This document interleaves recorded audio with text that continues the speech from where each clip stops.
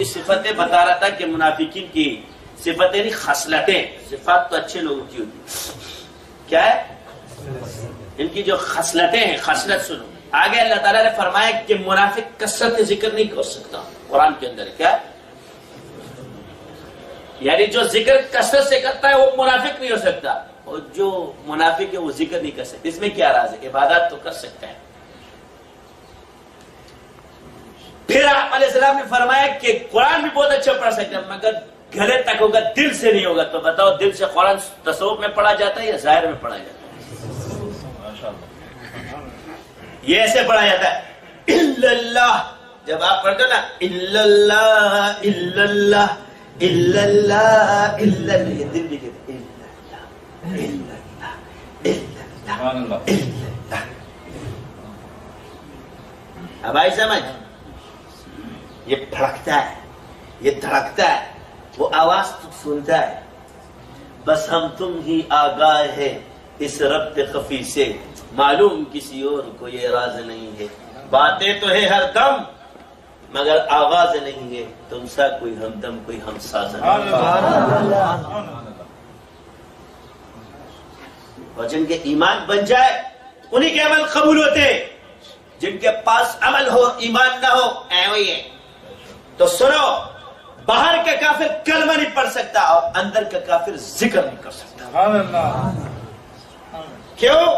کہ یہ کثرت ذکر ہے، والذین جاہدوا فینا لنہدینہم سبلنا، اس سے اللہ کا قرب نصیب ہوتا ہے اور اللہ اپنے عمل کے پردے اس پہ کھولتا ہے۔ تو مجھے بتا اس پہ منافق کیسے جا سکتا ہے؟ یہ دروازے کافروں پہ بند ہے، شیاطین پر بند ہے۔ وَرُجُومًا لِلشَّيَاطِينِ وَآتَذْنَا لَهُمْ عَذَابَ السَّعِيرِ۔ اب آگے جاؤ ذکر میں کہ الَّذِينَ يَذْكُرُونَ اللَّهَ قِيَامًا وَقُعُودًا وَعَلَى جُنُوبِهِمْ وَيَتَفَكَّرُونَ فِي خَلْقِ السَّمَاوَاتِ وَالْأَرْضِ رَبَّنَا مَا خَلَقْتَ هَذَا بَاطِلًا سُبْحَانَكَ فَقِنَا عَذَابَ النَّارِ۔ یہ کیا ہے؟ یہ کون سا ذکر ہے؟ آ گئے ہو نا؟ اب اپنے ایمان کی اصلاح کرنا شروع کر دو۔ منافق کثرت سے ذکر نہیں کر سکتا، مومن کا دل بھی ذکر کرتا کثرت سے کرتا۔ سبحان اللہ۔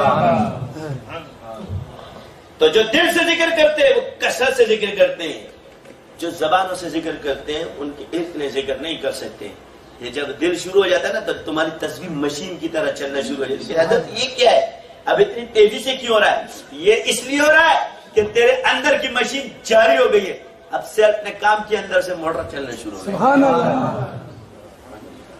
اب تیری زبان اس کے ساتھ مقابلہ نہیں کر سکتی، سبحان اللہ، کیونکہ جب دل ایک دفعہ کہتا ہے، پہلے تم 1000 مرتبہ پڑھو گے تو دل ایک دفعہ کہے گا اللہ اللہ،